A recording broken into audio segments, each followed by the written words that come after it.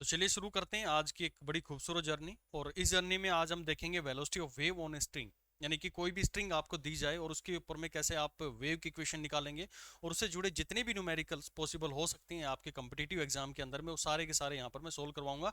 और उसके बाद में आप देखेंगे कि आप खुद भी क्वेश्चन अपने डिजाइन कर पा रहे हैं, क्योंकि जो मेन अप्रोच आप लोगों को पता होना चाहिए ना, उसकी थ्योरी बिल्कुल क्रिस्टल क्लियर आपके दिमाग के अंदर में होनी चाहिए जब भी आप कोई टॉपिक को पढ़ते हैं। और वो टॉपिक इतना अच्छा बना लो आप कि कितने भी रिलेटेड क्वेश्चन आपको प्रोवाइड कर दिए जाए एग्जामिनर के थ्रू, आप तुरंत उनको कर ले जाओगे।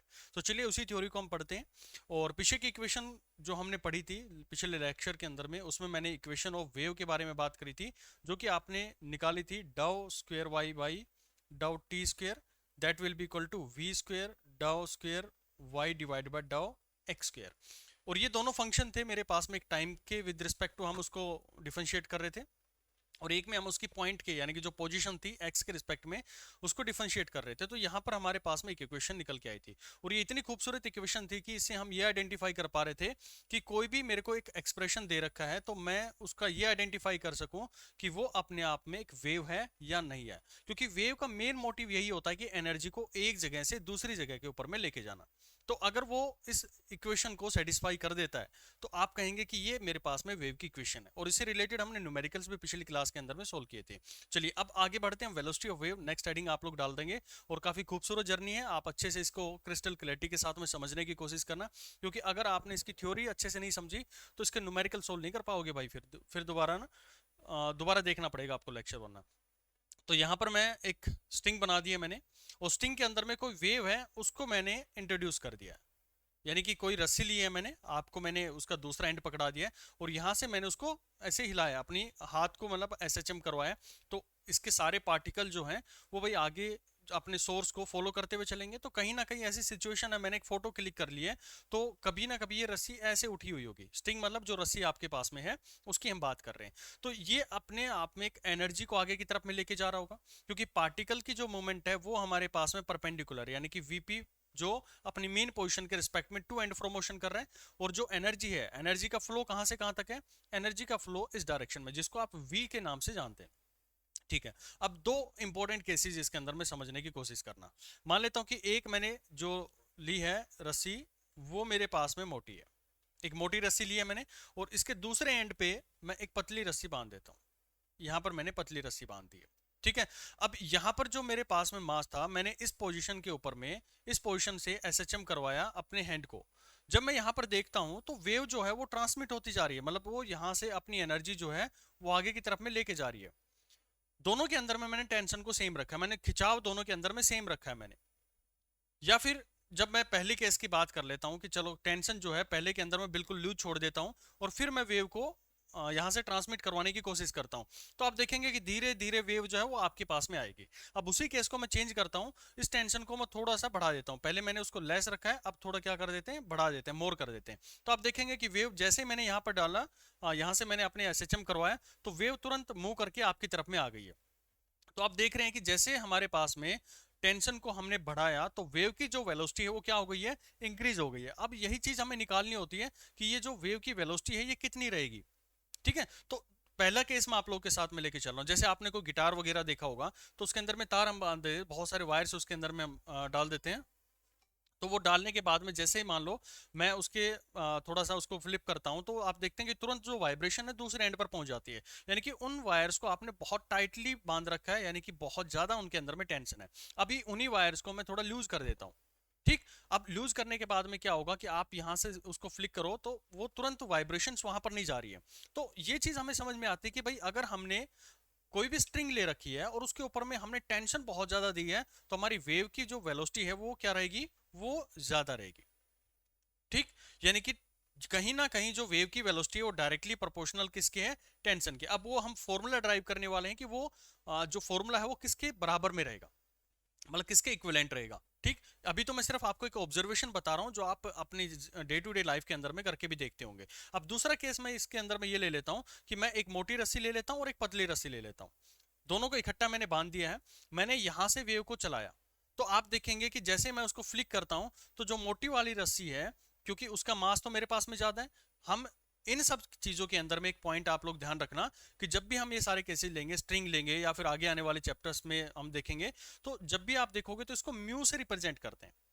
म्यू क्या होता है भाई? ये होता है मास पर यूनिट लेंथ। यानी कि मेरे पास में पूरी रस्सी है, कोई भी मेरे पास में स्ट्रिंग है, मान लो ये बड़ी सारी स्ट्रिंग है जो कि 10 मीटर की है, लेकिन मैं ये चीज मेरे को पता है कि ये इसका वजन मान लेते हैं 10 केजी है, तो हम इसके पूरे सेक्शन को नहीं देखते, मतलब पूरा 10 मीटर को हम कंसिडर नहीं करते हैं, हम इसकी छोटी सी एक लेंथ कंसिडर कर लेते हैं कि पर यूनिट लेंथ उसके पास में कितना मास रखता है, तो इसको हम रिप्रेजेंट करते हैं म्यू से, यानी कि मास पर यूनिट लेंथ। बहुत इंपॉर्टेंट है ये, इसे फेमिलियर आपको हो जाना चाहिए अभी से।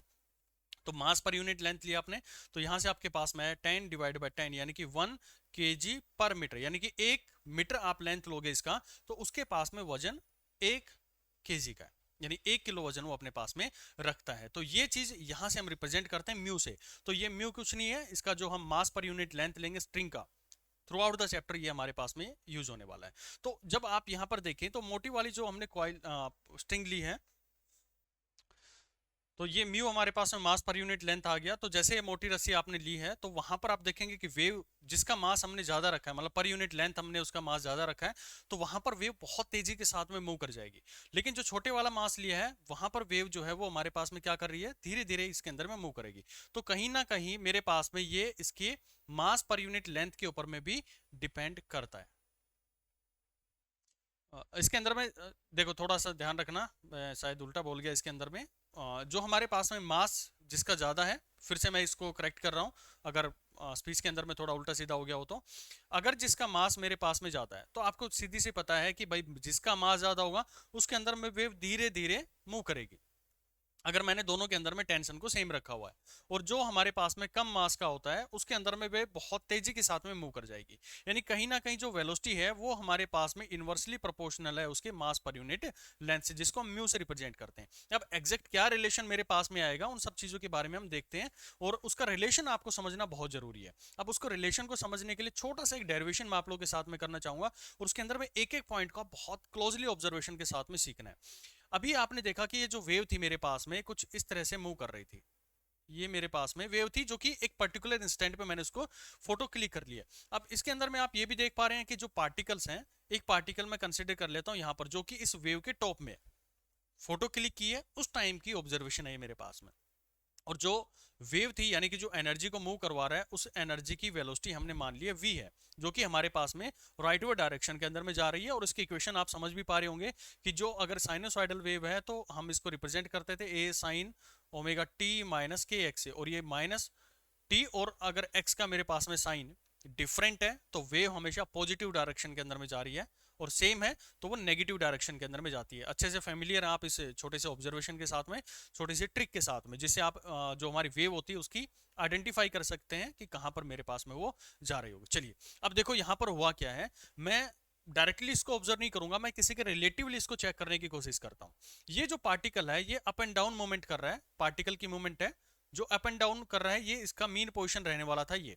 लेकिन ये जिस इंस्टेंट में मैं इसको ऑब्जर्व कर रहा हूं, यहां पर इसकी वेलोसिटी है वीपी के नाम से हम इसको रिप्रेजेंट करते हैं, जो कि अपने मीन पोजीशन के रिस्पेक्ट में अप एंड डाउन मूवमेंट कर रहा है, और इसकी पोजीशन जो रहेगी वो यहीं पर, यानी कि ये जो पॉइंट लिया है इसी के रिस्पेक्ट में अप एंड डाउन मूवमेंट कर रहा है। ठीक है, अब मैं क्या करता हूं कि इसके साथ में एक ऐसा बॉडी ले लेता हूं, कोई ये गाड़ी ले लिया मैंने ये वाला, और इसके रिस्पेक्ट में मैं यहां पर बैठ जाता हूं, मतलब मैं एक स्टेशनरी पोजीशन के ऊपर में बैठ जाता हूं, जो कि हमने रिलेटिव मोशन वगैरह के अंदर में भी देखा था, एक चीटा बन के यहां पे बैठ जाते हैं बिल्कुल स्टेशनरी, कि जिस स्पीड से मेरे पास में वेलोसिटी, जिस वेलोसिटी से जो वेव है यानी कि जो एनर्जी है वो फ्लो कर रही है, उसी एनर्जी से मैं इस बॉडी को आगे की तरफ में मूव करवा देता हूं। तो आप देख रहे हैं कि अब जो ऑब्जर्वेशन मेरा रहेगा वो, अगर मैं इसके रिस्पेक्ट में सारी चीजें आइडेंटिफाई करूं, तो इसका सीधा सीधा मतलब होगा कि मैं वेव या फिर स्ट्रिंग के अंदर में जो वेव है उसकी बात कर रहा हूं। फिर से समझो कि ये मेरे पास में स्ट्रिंग है जो कि जिसके अंदर में एनर्जी v वेलोसिटी से मूव कर रही है। मैं इसी के कंपैरेटिवली एक दूसरी बॉडी ले लेता हूं जो कि v वेलोसिटी से आगे की तरफ में मूव कर रही होगी, और मैं इसके सिनेरियो के साथ में इन पार्टिकल्स को कंसिडर करते हुए वेलोसिटी को फाइंड आउट करने की कोशिश करूंगा कि ये वेलोसिटी कितनी मेरे पास में निकल कर आएगी। ये इसलिए मैंने लिया है क्योंकि मैं इसके रिस्पेक्ट में अपने पार्टिकल को भी ऑब्जर्वेशन में डाल सकता हूं। तो यहां पर हमने क्या किया कि हम पार्टिकल के रिस्पेक्ट में अगर मैं ऑब्जर्व करूं विद रिस्पेक्ट टू जो ग्राउंड है, विद रिस्पेक्ट टू आप ग्राउंड देखें तो हमारे पार्टिकल है वो क्या आगे की तरफ में मूव कर रहा है। ध्यान से सुनो, ये जो पार्टिकल है वीपी, क्या इसकी कोई हॉरिजॉन्टल वेलोसिटी नहीं होगी, क्योंकि ये तो अपनी मेन पोजीशन के ऊपर में क्या कर रहा है, अप एंड डाउन मोमेंट ही कर सकता है। ठीक है, अप एंड डाउन मोमेंट ही कर सकता है। तो अगर मैं इसके ग्राउंड के रेफरेंस में चेक करूं तो ग्राउंड के रिस्पेक्ट में इसकी हॉरिजॉन्टल वेलोसिटी क्या है, जीरो है। तो यहां पर आप लिखेंगे कि जीरो हो गई है, क्योंकि हमारी जो वेव है वो वी वेलोसिटी से आगे जरूर बढ़ रही है, लेकिन वो पार्टिकल केवल अपने मीन पोजीशन के ऊपर में टू एंड फ्रो मोशन कर रहा है।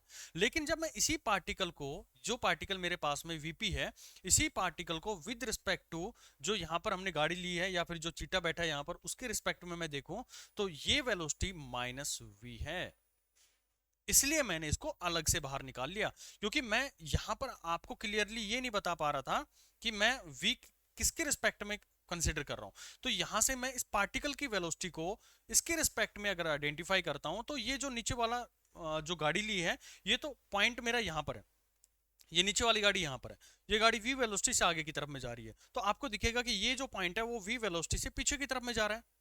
ऐसा ही होगा ना कि आप आगे की तरफ में जा रहे हैं तो अगर उसके रिलेटिवली बैठ के देखें चीटे को, इसके चीटे के पास में बैठ के देखें तो इसको दिख रहा होगा अरे पार्टिकल तो मेरे पीछे जा रहा है, तो यानी कि इसको लगेगा नेगेटिव डायरेक्शन में जा रहा है। तो वो नेगेटिव डायरेक्शन में जाने का मतलब है कि उसकी वेलोसिटी कितनी हो गई है, माइनस वी हो गई है। किसके रिस्पेक्ट में, उस चीटे के रिस्पेक्ट में। और चीटा किस वेलोसिटी से मूव कर रहा है, वो वी वेलोसिटी से मूव कर रहा है, लेकिन वो इस बॉडी के ऊपर में स्टेशनरी रखा हुआ है।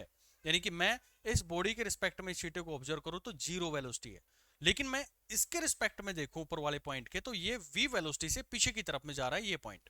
ठीक है, तो अगर ये मेरे पास में जा रहा है तो मैं इस सेक्शन को थोड़ा सा जूम करके देखने की कोशिश करता हूं। जब आप इस एरिया को जूम करेंगे, हालांकि ये आपको इतना डेरिवेशन करने की जरूरत नहीं है, लेकिन आपको समझ में आना चाहिए कि हम कर क्या रहे हैं इसके अंदर में। जो एक direct formula T by mu हम निकाल लेते हैं, आखिर उसके पीछे थ्योरी क्या है, कहां से चीजें निकल के आती हैं, क्या चीज बैलेंस होती है कि हमारे पास में वेलोसिटी निकल कर आ जाती है। तो छोटा सा एक ऑब्जर्वेशन, उसके बाद तो न्यूमेरिकल्स की हम जड़ी लगा देंगे इसके अंदर में। ठीक है, तो यहां पर आप इसको कंसिडर करेंगे। दो चीजें मैंने बताई कि किस किस के रिस्पेक्ट में मैंने ये चीजें ली है, विद रिस्पेक्ट टू ग्राउंड और विद रिस्पेक्ट टू चीटा, या फिर आप बोल दें स्ट्रिंग को भी आप इसके अंदर में ऑब्जर्वेशन में डाल सकते हैं। ठीक, तो यहां आप एक छोटा सा सेक्शन कट कर लो, जो कि ये हो गया है हमारे पास में छोटा सा सेक्शन, ये वाला जो यहाँ पर मेरे पास में है इसको मैंने कट कर लिया है। और जब इसके ऊपर लगने वाली फोर्सेस आप देखेंगे तो आप पाएंगे कि यहाँ पर कितनी फोर्स लग रही है, टेंशन लग रही है, और इधर भी टी टेंशन लग रही है, दोनों साइड में टी टेंशन लगेगी। इसको मैं कंस्टेंट ऑफ मोशन में भी जब एनएलएम पढ़ाया गया था तो वहां पर भी ये चीज मैंने आपको बताई थी कि एनएलएम आगे के चैप्टर्स की नींव रखेगा, क्योंकि अगर आपने दोनों तरफ में अलग अलग टेंशन ले ली है तो ये जो स्ट्रिंग है वो टूट जाएगी। तो कंस्टेंट को फॉलो करवाना है तो इस वेव के दोनों सिरों के ऊपर में जो हमारे पास में टेंशन होगी वो सेम रहने वाली है। ठीक है भाई, तो अब यहां पर आप ऑब्जर्वेशन करें तो इस पॉइंट की बात करूं, जो यहां पर पॉइंट था, इसमें जो आपने स्ट्रिंग लिया है, ये पूरा स्ट्रिंग, ये कहीं ना कहीं एक छोटा सा एंगल यहां पर बना रहा होगा, ये एंगल यहां पर बना रहा है सेंटर पे, और इसको मैं यहां से कनेक्ट कर दूं तो ये एंगल थीटा मान लो, ये एंगल थीटा मान लो, दो हिस्सों में हमने बांट दिया, और ये जो रेडियस है ये मेरे पास में आर है। ठीक, समझते चलो, अभी बस सुनते चलो, कोई इतना बड़ा चीज नहीं है ये। और ये जो इतना हिस्सा लिया है ना आपने, ये वाला हिस्सा, ये मान लेते हैं कि हमारे पास में कितना है, डीएम है, जो इसका मास जो है वो हमारे पास में डीएम है इस पूरे सेक्शन का। ठीक है, अब ये पूरे सेक्शन का डीएम मास है, तो आप इसको कैसे कैलकुलेट करेंगे, देखो जब हम यहां पर कंसीडर करें तो म्यू आपने बोला कि उसकी क्या है, मास पर यूनिट लेंथ है, यानी कि मास केजी पर यूनिट लेंथ, और म्यू के साथ में आप उसकी लेंथ को मल्टीप्लाई कर दे तो आपको ये पता लग जाए कितना इसका टोटल डीएम है। तो मैं पहले इस हिस्से को कर लेता हूं, ये वाला हिस्सा। तो आपको पता है कि आर थीटा हमारे पास में इसकी लेंथ आ जाएगी किसकी, आर की, तो यहां से आपके पास में आ गया आर थीटा। ठीक, उसी तरह ये पहली इक्वेशन हो गई है। इधर वाला हिस्सा जो बचा हुआ है मेरे पास में, इसका भी रेडियस आर है, तो जब आप इसकी आर की लेंथ लेके आएंगे तो म्यू इसका क्या हो गया, मास पर यूनिट लेंथ हो गया, और आर थीटा इसके पास में आ गया, इक्वेशन नंबर 2। ठीक है, आर्क के साथ में उसकी लेंथ को मल्टीप्लाई कर देंगे तो मेरे पास में टोटल मास आ जाएगा इसका, इस पूरे सेक्शन का, और टोटल मास डीएम है। पूरे इस सेक्शन का जितना मैंने स्काई ब्लू कलर से दिखा रहा है, इस पूरे का सेक्शन का मास मेरे पास में डीएम है। उसको मैं दो हिस्सों में तोड़ के आप लोगों को दिखा रहा हूँ। एक तो ये वाला हिस्सा और दूसरा मतलब ए बी सी। तो ए से बी इसको मान लो, बी से सी इसको मान लो, तो ये दो हिस्सों के अंदर में इसके मासेज हमारे पास में हैं।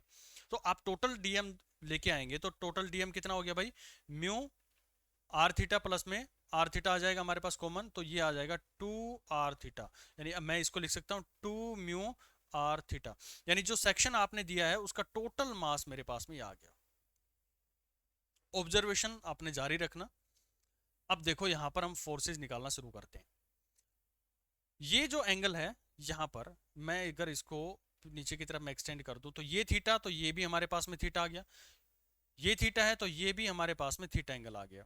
ठीक उसी तरह से ये जो हमारा टेंशन बना हुआ है इसको मैं दो हिस्सों में तोड़ सकता हूं, मतलब उसके दो वर्टिकल दो कंपोनेंट्स आएंगे, क्योंकि हमें पता है कि अगर कोई ना कोई वेक्टर एंगल बना रहा है तो हमें उसको दो हिस्सों में रिजोल्व कर लेना होता है। वेक्टर जो आप फ्रिक्शन पढ़ रहे थे, एनएलएम पढ़ रहे थे, तो काफी चर्चा हमने इसके ऊपर में करी है। तो ये जो है इसको मैं दो हिस्सों में तोड़ लेता हूँ, एक कंपोनेंट इधर आ जाएगा, एक कंपोनेंट यहाँ पर, एक कंपोनेंट ये हो गया और दूसरा कंपोनेंट यहाँ पर आ गया। ठीक है। अब ये जो कंपोनेंट है नीचे वाला, इसको आप क्या रिप्रेजेंट कर सकते हैं, अगर ये थीटा है तो नीचे वाला कंपोनेंट कितना आ गया, टी साइन थीटा, और ये कंपोनेंट कितना बन गया, टी कोस थीटा। इधर भी कितना बनेगा मेरे पास में, ये कंपोनेंट है वो टी कोस थीटा बन गया, और नीचे वाला क्या बन गया, टी साइन थीटा। ओके। अब ये जो पॉइंट आपका बना हुआ है तो ये क्या कर रहा है, कभी आगे जा रहा है कभी पीछे जा रहा है, कभी आगे जा रहा है कभी पीछे जा रहा है, यानी इसके अंदर में क्या है कि सर्कुलर मोशन टाइप में बन रहा है। तो यहाँ कहीं ना कहीं एक सेंट्रीफ्यूगल फोर्स लग रहा होगा, और वो सेंट्रीफ्यूगल फोर्स कहाँ की डायरेक्शन में लग रहा होगा, वो बाहर की डायरेक्शन में लग रहा होगा, जिसको आप जानेंगे mv² बाई आर से, यानी कि जो उसका रेडियस है और मास हो गया, जो यहाँ पर हमारे लिए डीएम का काम करे, क्योंकि ये जो कंपोनेंट मैंने लिया वो डीएम मास का लिया है। तो ये डीएम इंटू में v² डिवाइड बाई आर, और v क्या है, जो वेलोसिटी है इस वेव की जो आगे की तरफ में मूव कर रहा है, यानी कि जो पार्टिकल की जो यहाँ से ये जो स्ट्रिंग का ये हिस्सा जो है वो आगे कितनी स्पीड से गया, फिर पीछे आ रहा है, आगे जा रहा है पीछे आ रहा है। ठीक है। तो वो हिस्सा जो आ रहा है वो हमारे पास में उसकी वेलोसिटी हमने v² इसके अंदर में कंसीडर कर ली। अब सिर्फ ये क्या करना, आपको बैलेंस करना है। टी कोस थीटा एक दूसरे के अपोजिट में है तो एक दूसरे से कैंसिल आउट हो जाएंगे। ठीक है। अब बात आई कि जो अपवर्ड फोर्स है, क्योंकि ये वापसी क्या कर रहा है, ऐसा तो है नहीं कि उठ के ऊपर की तरफ में चला गया, और ना ऐसा है कि ये नीचे की तरफ में चला गया, तो कहीं ना कहीं इसको बैलेंस कर रहे हैं दो कंपोनेंट्स। तो दो कंपोनेंट कौन कौन से बैलेंस कर रहे हैं, जब आप देख रहे हैं तो नीचे की तरफ में दो कंपोनेंट टी कोस थीटा, तो टी 2t साइन थीटा हमारे पास, sorry sine theta, 2t sine theta नीचे की तरफ में लग रहा है, और इसको बैलेंस कर रहा है कौन, mv² बाई आर, क्योंकि वरना स्ट्रिंग क्या होगी, खींच के नीचे की तरफ में चली जाएगी। तो इसको बैलेंस करने के लिए उसका सेंट्रीफ्यूगल फोर्स लग रहा है, जो कि mv² बाई आर होगा, यानी कि डीएम, और डीएम की वैल्यू हमने अभी कैलकुलेट करी है 2 म्यू आर थीटा। तो आपको सिर्फ इसकी वैल्यूज को पुट डाउन कर देना है। जब आप यहाँ पर पुट करेंगे तो मैं इसको लिख दूं 2 म्यू आर थीटा इंटू में v² डिवाइड बाई आर। 2 से 2 कैंसिल हो गया, क्योंकि थीटा जो हमने यहां पर कंसीडर किया था बहुत स्मॉल है, तो ये अपने आप में क्या बन जाएगा, थीटा बन जाएगा, तो थीटा से थीटा कैंसिल हो गया। ठीक। और आर से आर कैंसिल हो गया। अब बचा क्या मेरे पास में, ये बचा t that will be equal to mu v², और हमें निकालना क्या है, हमें निकालनी है वेलोसिटी। वेलोसिटी निकालनी है तो आप इसको लिख सकते हैं टी बाई म्यू, तो टी बाई म्यू लिख दिया, और क्योंकि स्क्वायर है और हमें खाली v चाहिए तो हम उसको क्या कर देंगे, अंडर रूट में डाल देंगे, तो ये आ गया हमारे पास में अंडर रूट। ये एक बहुत इंपॉर्टेंट इक्वेशन है, आपको रात के 12 बजे भी इक्वेशन याद रहनी चाहिए। क्यों याद रहनी चाहिए, क्योंकि इसके बिना आपका न्यूमेरिकल नहीं चलेगा। अब मैंने जो ऑब्जर्वेशन आपको करवाया था यहां पर स्टार्टिंग में, तो मैंने वहां पर भी आपको ये बताई थी कि वेलोसिटी जो होती है, अगर आपने टेंशन बहुत टाइट बांध रखा है तो भी बहुत तेजी के साथ में जाएगी। अगर आपने वेलोसिटी मतलब उसका मास जो है पर यूनिट लेंथ वो कम रखा हुआ है, तो भी वेव हमारे पास में बहुत तेजी के साथ में जाएगी, यानी कि ये फैक्टर हमारा डिक्रीज होगा तो ये फैक्टर इंक्रीज हो जाएगा। यानी कि मास पर यूनिट लेंथ का मतलब है कि जो लेंथ में आपने उसको पतली स्ट्रिंग आपने बना दी है, या कम वजन की आपने स्ट्रिंग ले ली है। तो ये ऑब्जर्वेशन जो हमने देखा था प्रैक्टिकली तरीके से, वो हमने न्यूमेरिकल तरीके से यहां पर निकाल के लेके आए हैं। अब जो इंपॉर्टेंट चीज इसके अंदर में समझने वाली है ना, वो आपको ये समझ में आनी चाहिए कि ये वेलोसिटी किसके रिस्पेक्ट में आप कंसिडर कर रहे हैं। ये जो वेलोसिटी है वो आप किसके रिस्पेक्ट में लेके जा रहे हैं। तो आपने ऑब्जर्व किया था कि मैंने यहां पर एक चीटा बैठा दिया था, यानी कि जो वेलोसिटी मेरे पास में वेव की है यानी कि जो स्ट्रिंग की वेलोसिटी आगे की तरफ में जा रही है जिसके अंदर में एनर्जी, तो मैं ये उसके रिस्पेक्ट में कैलकुलेट कर रहा हूं। ये जो वेलोसिटी है मैं किसके रिस्पेक्ट में कंसीडर कर रहा हूं भाई, ये वेलोसिटी हमारी स्ट्रिंग के रिस्पेक्ट में चलती है। और ये बहुत इंपॉर्टेंट कॉन्सेप्ट आपको आगे न्यूमेरिकल्स के अंदर में काम आएगा कि ये जो वेलोसिटी निकल के आती है ये हम स्ट्रिंग के रिस्पेक्ट में निकालते हैं। यानी कि जो धागा लिया है, जो आपने रस्सी ली है, उसके रिस्पेक्ट में ये वेलोसिटी निकल कर आती है। टी आप समझ गए होंगे कि उसकी टेंशन है, मतलब कितना मैंने उसको खींच रखा है। म्यू जो हमारे मास में मास पर यूनिट लेंथ आएगा, मास पर यूनिट लेंथ हम उसको लेते हैं यानी कि केजी पर मीटर, उसकी एसआई यूनिट से हमें लेके चलना है। और जो टेंशन होगा उसकी एसआई यूनिट हमेशा न्यूटन की फॉर्म में हमें आगे की तरफ में प्रोसीड करना होगा। तो एक छोटा सा एक कॉन्सेप्ट था। अब इस कॉन्सेप्ट के बेसिस पे कैसे न्यूमेरिकल बनते हैं, चलिए उनको देख लेते हैं। तो पहला क्वेश्चन आप लोग नोट करेंगे, क्वेश्चन नंबर 1। क्वेश्चन ये कह रहा है कि भाई मेरे पास में एक स्ट्रिंग है, यहां पर एक स्ट्रिंग हम लेके जा रहे हैं और यहां पे लगा दी गई है पुली भाई, और इस तरफ में लटका दिया गया एक मास जिसका वजन है 10 केजी। 10 केजी का एक ब्लॉक इसके ऊपर में हमने लटका दिया है, और इसका जो मास पर यूनिट लेंथ दिया है वो mu that will be equal to 10 gram per metre. Units हमेशा ध्यान रखना। एसआई यूनिट मैंने क्या बताई है, एसआई यूनिट मैंने आपको केजी पर मीटर बताई है, किसकी, जो हमारे पास में म्यू होता है। और टेंशन जो होती है उसकी एसआई यूनिट आपको क्या बताई गई है, न्यूटन बताई गई। तो यूनिट का बड़ा खेल रहता है स्ट्रिंग के क्वेश्चंस के अंदर में, तो ध्यान से रखना वरना आपका क्वेश्चन जो है गलत हो जाएगा। म्यू आपको 10 ग्राम पर मीटर बता दिया गया है, और ये जो लेंथ है, इसी तरह के क्वेश्चन आता है जो बेसिक लेवल का क्वेश्चन करवा रहा हूं अभी, तो मैं इसे एक्सटेंडेड वर्जन 3-4 क्वेश्चन और आप लोगों के सामने मैं लेकर आऊंगा। अब क्या किया, यहां पर एक छोटी सी वेव मैंने जनरेट कर दी है, एक छोटी सी वेव यहां पर जनरेट कर दी है। तो मेरा क्वेश्चन ये है कि मैं, ये जो वेव जनरेट हुई है ये एक वेलोसिटी से मूव कर रही होगी, वी वेलोसिटी से, तो ये इस पॉइंट पर कितनी देर में पहुंच जाएगी। ब्लॉक वगैरह लटका दिए मैंने इसके अंदर में, उनका अपना इंपॉर्टेंस है। क्वेश्चन है उसको समझो कि time taken by wave to reach other end, यानी कि दूसरा एंड है, वहां तक पहुंचने में इस बी पॉइंट तक अगर मैं मान लूं तो कितना टाइम मुझे लग रहा होगा। अगर आप कर पा रहे हैं तो बहुत अच्छा होगा, नहीं कर पा रहे हैं तो थोड़ा सा इधर ध्यान दे लो। एक क्वेश्चन मेरी तरफ में आपको मैं बोनस दे रहा हूं समझने के लिए, समझो इस क्वेश्चन को। भाई मेरे को एक जानकारी है कि अगर मुझे टाइम निकालना है तो टाइम निकालने का एक फॉर्मूला हमें अच्छे से आता है कि जो हमारे पास में डिस्टेंस है, मतलब डिस्टेंस ओवर स्पीड, ये फॉर्मूला हमें पता है सिंपल मैकेनिक्स का। और यहां पर इस वेव को चलना कितना है, इस वेव को चलना है 10 मीटर। भाई यहां से यहां तक ही तो जाना है, सिंपल मैकेनिक्स है। कुछ इसके अंदर में जो डिस्टेंस, डिस्प्लेसमेंट, वेलोसिटी, स्पीड वाले क्वेश्चन करते थे वो ये इसके अंदर में सिर्फ एक छोटा सा फॉर्मूला आपको यूज करना है इसके, ये टी बाई यू का, टी बाई म्यू का। लेकिन वो कैसे यूज करना है उसकी ट्रिक आपको समझनी पड़ेगी। तो आपके समझ में आता है कि यार डिस्टेंस तो मैं निकाल ले पा रहा हूं क्योंकि 10 मीटर है, यानी कि वेव को मुझे 10 मीटर तक चलाना है, लेकिन मैं स्पीड नहीं निकाल पा रहा। क्या यहां पर कोई बॉडी चल रही है, मतलब कोई गाड़ी चल रही है, नहीं चल रही। चल क्या रहा है, यहां पर वेव चल रही है। तो वेव की अपनी एक वेलोसिटी है, और वो वेलोसिटी अगर मैं स्ट्रिंग की बात करता हूं तो स्ट्रिंग की निकालने के लिए हमें बहुत बेहतरीन लेवल पर समझाया गया है कि भाई टी बाई म्यू यूज करना है। अब ये टेंशन कहां से आएगी साहब, तो टेंशन आने का सिंपल सा तरीका है कि आपने एक मास यहां पर लटका रखा है, तो नीचे की तरफ में एक mg लगा रहा होगा, यानी कि 100 न्यूटन फोर्स नीचे की तरफ में लगा रहा होगा, और इसी को बैलेंस करने के लिए एक टेंशन इसके अंदर में डेवलप हो जाएगी। और कंस्टेंट के कारण में थ्रू आउट इस स्ट्रिंग में, क्योंकि एक ही स्ट्रिंग मैंने यहां पर यूज करी है, तो थ्रू आउट इसके अंदर में स्ट्रिंग में कितना न्यूटन, कितना रहेगा हमारे पास में 100 न्यूटन का टेंशन रहने वाला है। तो टेंशन कितना आ गया, 100 हो गया भाई। और म्यू कितना है, म्यू हमारे पास में 10 ग्राम पर मीटर है, लेकिन एसआई यूनिट इसकी क्या होती है, किलोग्राम पर मीटर होती है। तो हम इसको चेंज कर लेंगे, तो इसका जो आएगा वैल्यू 10 की पावर -2 ग्राम पर मीटर, यही आएगा ना 10 की पावर, क्योंकि इसके मल्टीप्लाई कर देंगे हम 10 की पावर -3 से, ताकि इसको मैं केजी पर मीटर में कन्वर्ट कर पाऊँ। तो ये हमारे पास में म्यू आ गया।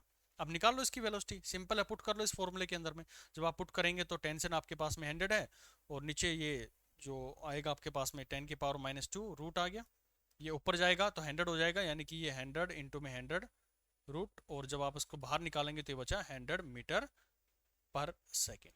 अरे वाह भाई, ये तो वेलोसिटी भी आ गई हमारे पास में। यानी कि ये जो वेव है ये आगे की तरफ में, यानी कि ये जो एनर्जी है, वेव नहीं मतलब आप ये समझो कि एनर्जी है, वो एनर्जी आगे की तरफ में, ये तो पार्टिकल्स की मूवमेंट है, आपकी पार्टिकल की मूवमेंट की तरफ नहीं देखना, आपको तो नजर गड़ानी है कि मेरी वेव की एनर्जी है वो कितनी तेजी के साथ में आगे बढ़ रही है। वो तो पार्टिकल अपनी पॉइंट पोजीशन के ऊपर में वाइब्रेट कर रहे हैं, वो अदर अदर थिंग है, वो पार्टिकल की वेलोसिटी है। लेकिन मेरी एनर्जी, आप एक जगह पे खड़े होकर देखेंगे, आप आगे खड़े हो जाएं वेव के, तो आपको दिख रही होगी कि आपकी तरफ में आ रही है, तो आपको तो उससे मतलब है। तो वो जो आपको मिली वो 100 मीटर पर सेकेंड मिली है। चलो भाई, हम स्पीड के लिए भी कंफर्म हो गए, तो स्पीड के लिए कंफर्म हो गए तो टाइम आप निकाल नहीं पाओगे। Time that will be equal to distance, यानी कि 10 मीटर है, इसकी भी ऐसा यूनिट हमेशा ध्यान रखना। और नीचे जो स्पीड थी वो आ गई हमारे पास में 100, काटोगे तो आपके पास में आएगा 0.1 सेकेंड। यानी कि इतना टाइम लेगी ये वेव यहां से इस एंड तक पहुंचने के लिए। क्वेश्चन में कुछ नहीं था, सिर्फ आपको अपने जो ऑब्जर्वेशन पॉइंट्स थे उनको ओपन करना था। ऑब्जर्वेशन ये था कि आपको ये समझ में आना चाहिए था कि ये जो मास इसके अंदर में लटकाया गया है, बहुत से लोग तो इस मास को देख के ही घबरा जाते हैं कि यार यहाँ पे इसको देने की जरूरत क्या थी, और फिर मेरे से वेव की पूछ रहा है। ये जो वेव है ना, ये अपने आप नहीं है, इसको मतलब मैंने प्लग कर दिया, थोड़ा सा हिला दिया मैंने, तो ये वेव तब जनरेट हुई है। क्वेश्चन में ये पूछेगा कि wave generated from this and, तो कितना टाइम उसको यहाँ तक पहुंचने में लगेगा। तो जैसे उसको प्लग किया तो धीरे धीरे अपनी वेलोसिटी जो है वो आगे की तरफ में मूव करवाएगा। पार्टिकल्स का आपको पता ही है, जब पहला लेक्चर आपको वेव के बारे में बताया गया था, वहां पर इसके बारे में आपको समझाया भी गया था कैसे पार्टिकल्स की मूवमेंट होती है और कैसे एनर्जी जो है एक पॉइंट से दूसरे पॉइंट के ऊपर में मूव करती हुई चली जाती है। तो पहले लेक्चर को बहुत बेहतरीन लेवल पर आपको समझना चाहिए, तभी आप आगे की चीजों को बड़ा स्मूथली समझ पाते हैं। तो ये हमारे पास में न्यूमेरिकल था, तो इसका आंसर कितना है, 0.1 सेकेंड। अगर ये क्वेश्चन आपको समझ में आ गया है, पहले तो आपको ये अप्रोच समझ में आनी चाहिए थी कि मुझे टाइम निकालना है, तो टाइम के लिए डिस्टेंस और स्पीड, और डिस्टेंस कितनी चलानी है मुझे, 10 मीटर तक मुझे लेके जाना है। ठीक है, तो आई होप ये क्वेश्चन आपका सही हो गया होगा। अब इस पे कितने क्वेश्चन बना लो, एक क्वेश्चन और देता हूँ चलो मैं आपकी खुशी के लिए थोड़ा सा कॉन्फिडेंस आपका बढ़ जाए। कॉन्फिडेंस बूस्टर, ये एक स्ट्रिंग है, यहाँ पे एक पुली लगा दी गई है, यहाँ पे एक मास लगा दिया गया 10 kg का, एक मास और लगा देता हूँ मैं 20 kg का। ठीक, और अब कुछ भी इसके अंदर में डाल सकते हैं। टेंशन 200, इसको चलो थोड़ा सा मैं और बढ़ा देता हूँ, 30 kg कर देता हूँ। 30 kg का हो गया मेरे पास, और इसका म्यू जो आपको दिया गया है वो जा रहा है 10,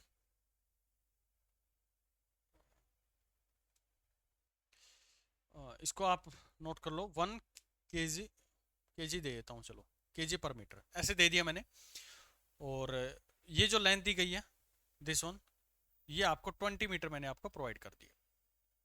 तो आपको निकालना है कि कितना टाइम वेव को, अगर यहाँ से हम प्लग करते हैं तो वेव को इस पॉइंट से इसके हाफ पॉइंट तक जाने में लगेगा, यानी कि ए पॉइंट से बी पॉइंट तक जो कि इसका हाफ पॉइंट है वहां तक कितना टाइम लगेगा, और सी पॉइंट यानी कि ये वाला सी पॉइंट यहां तक जाने में कितना टाइम लगेगा।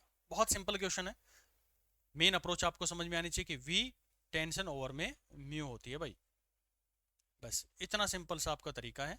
और टाइम निकालने का फॉर्मूला हमारे पास में होता है कि डिस्टेंस डिवाइड बाय स्पीड, बस इन दो फॉर्मूलाज का यूज करना है, आपका क्वेश्चन आपके सामने होगा। और इससे पता नहीं कितने न्यूमेरिकल आपके एग्जाम के अंदर पूछे जाते हैं, क्या हो इसके अंदर में, अगर ये आपके एग्जाम में आ गया तो डिफिकल्ट लेवल का क्वेश्चन हो जाएगा, यहाँ पे कर रहे हो तो बड़ा सिंपल सा क्वेश्चन आप लोगों को दिख रहा है, क्योंकि आपने अभी चीजें जो है ना कंसेप्चुअली समझी है कि कैसे वेव हमारी जो है आगे की तरफ में ट्रेवल कर रही है, और कहाँ से हम उसके अंदर में वी को फाइंड आउट करते हैं। और वेव का जो ये शेप हमारे पास में बनता है, एक्चुअली सर्कुलर शेप बन रहा है ना, तो कहीं ना कहीं उसके अंदर में सेंट्रीफ्यूगल फोर्स होगी, तभी तो सर्कुलर मोशन करेंगे कोई ना कोई चीज, तो वो बैलेंस करवाना होता है हमें। तो वेव इस तरह से आगे की तरफ में बढ़ते हुए अपनी एनर्जी को लेके जा रही है, वो मैंने आपको वेव का एक्चुअल जो फील होती है वो समझाने की कोशिश करी थी कि हमारे सेगमेंट्स के अंदर में कैसे काटते हैं, क्यों हमारा पार्टिकल वापसी नीचे की तरफ में आ जाता है। जो वेव आपने अभी खड़ी हुई देखी थी वो थोड़ी देर के बाद में नीचे आ जाए, क्योंकि दोनों तरफ जो रस्सी है वो टेंशन लगा रही है, उसको खींचने की कोशिश कर रही है, वापसी उसको अपनी मेन पोजीशन पर लाने की कोशिश कर रही है। और फिर वेव जो है वो आगे की तरफ में बढ़ जाएगी, फिर वहां पर वो खिंचाव आएगा, फिर आगे की तरफ बढ़ेगी, फिर वहां पर खिंचाव आएगा।